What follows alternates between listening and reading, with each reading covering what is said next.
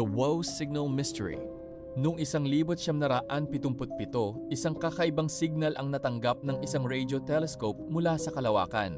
Napakalakas nito, tumagal ng 72 segundo, at hanggang ngayon, wala pa ring nakakaalam kung ano talaga ang pinagmulan nito. Noong ika-15 ng Agosto, 1977, habang sinusuri ng astronomer na si Jerry Ehman ang datos mula sa Big Ear Radio Telescope sa Ohio, napansin niya ang isang kakaibang signal na hindi katulad ng karaniwang radio noise mula sa kalawakan. Ang signal ay tumagal ng humigit kumulang 72 segundo at mas malakas ito kaysa sa karaniwang radio noise na natatanggap ng teleskopyo. Dahil sa kanyang pagkagulat, isinulat ni Jerry Ehman ang salitang wow sa tabi ng data printout. Mula noon, nakilala na ito bilang the wow signal. Pagkatapos matanggap ang wow signal, maraming beses itong sinubukang hanapin muli gamit ang iba't ibang radio telescope.